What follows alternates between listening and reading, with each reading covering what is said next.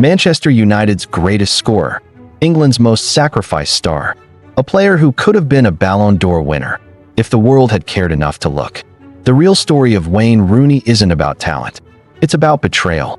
Watch till the end. You'll never call him overrated again.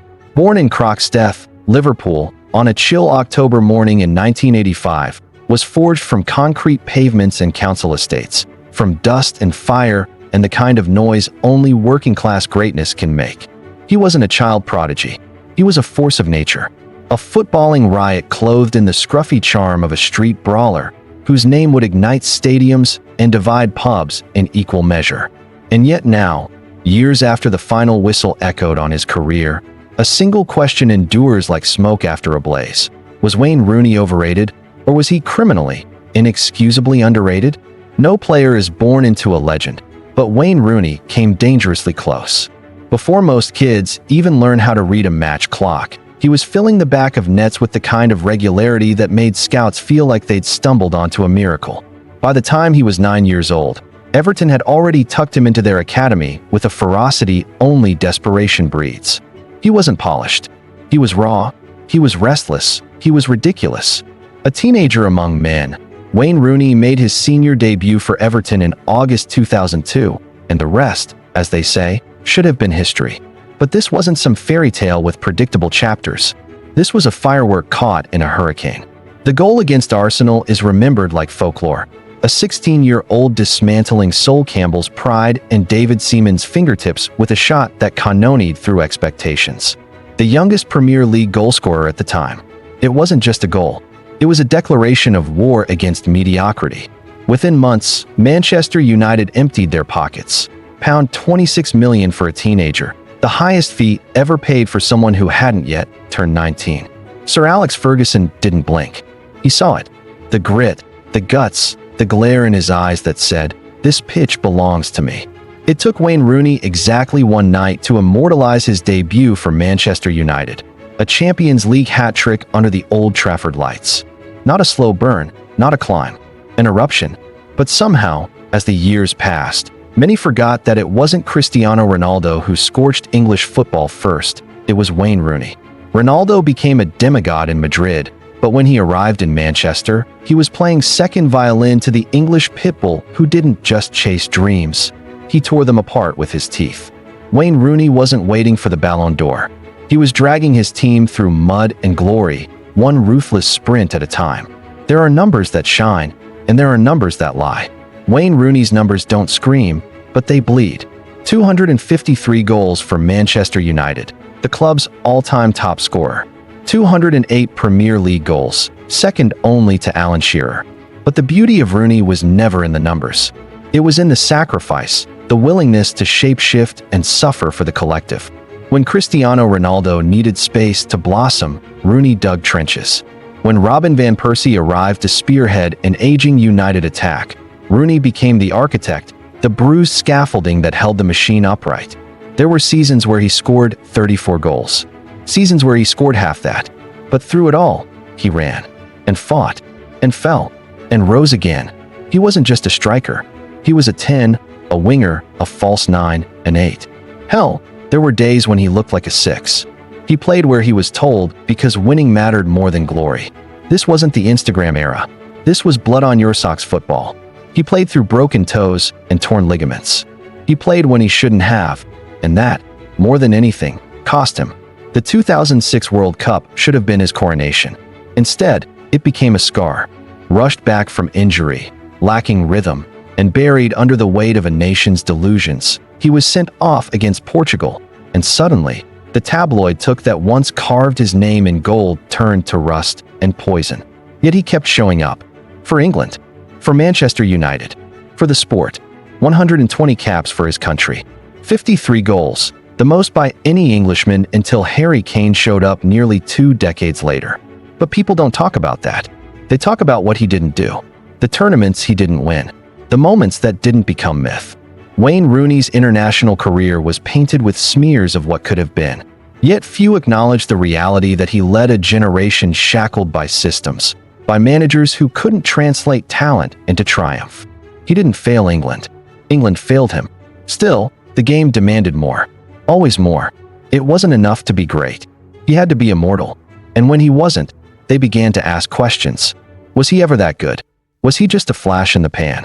Suddenly, the 16-year-old who embarrassed Arsenal, the teenager who dismantled Fenerbahce on a European night, the talisman who carried Manchester United through dark winters, was labeled overrated. A word so cheap, so lazy, it betrays every ounce of context. Overrated? For what? For scoring less because he played deeper? For sacrificing his spotlight so the team could breathe? The media's memory is short. Recency bias is ruthless. In his twilight years, when the legs no longer answered to the mind, the headlines turned from worship to ridicule. Pictures of a weary Rooney in blue again, back at Everton, were spun as regression, not closure. His MLS adventure with DC United, where he produced moments of brilliance, was dismissed as a pensioner's retreat. Even his dignified player-manager stint at Derby County became a whisper in the storm of younger, flashier headlines. But those who truly watched, those who knew, they remembered the flicks, the volleys, the chipped goals, the long-range screamers, the lung-bursting recoveries, the headers against Chelsea, the overhead kick in the Manchester Derby that rewrote physics. They remembered the man who never hit. The tragedy and triumph of Wayne Rooney lie in how misunderstood greatness can be when it doesn't come dressed in polish. He wasn't elegant. He wasn't pristine.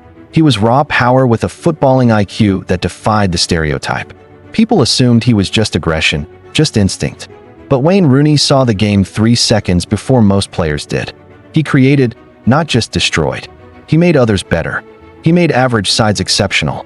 But because his game wasn't designed for highlights, the nuance of his genius was often missed. His character was flawed, and that made him real. He had run-ins with the law. He partied too hard, argued too loud. He lived like someone who never expected to be idolized.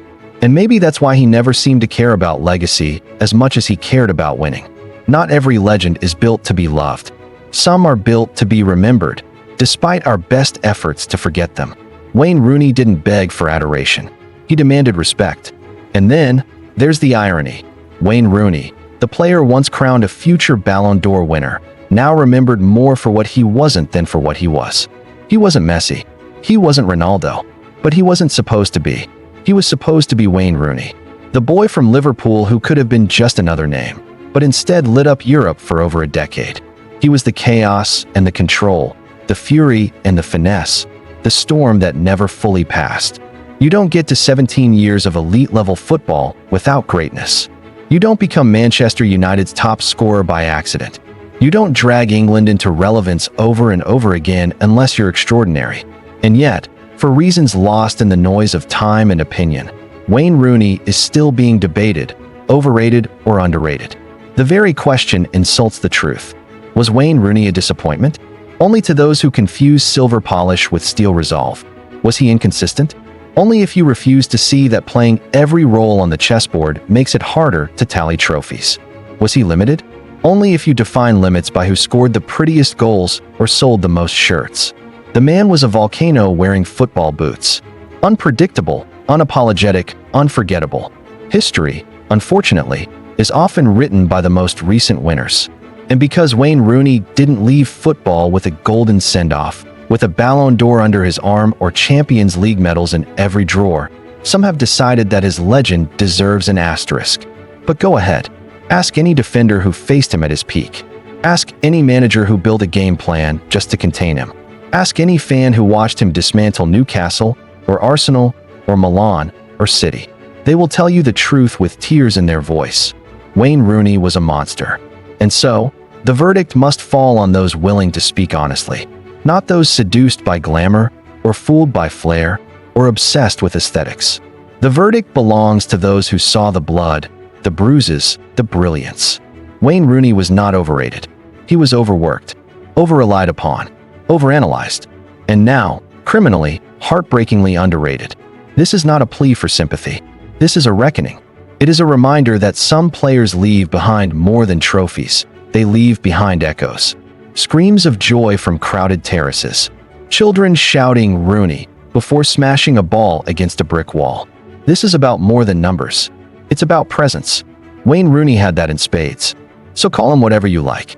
Dismiss him, Deconstruct him, debate him, but do not ignore him. Because while the world was busy falling in love with perfection, Wayne Rooney was showing us the poetry of imperfection. And that, in the end, is what makes him unforgettable. Now that the real story of Wayne Rooney is laid bare, it's time to hear from you. Was he overrated, underrated, or something the football world still doesn't have the words to describe? Drop your verdict in the comments. And if you want more raw, unfiltered stories about the legends you thought you knew, hit that subscribe button and stay locked in.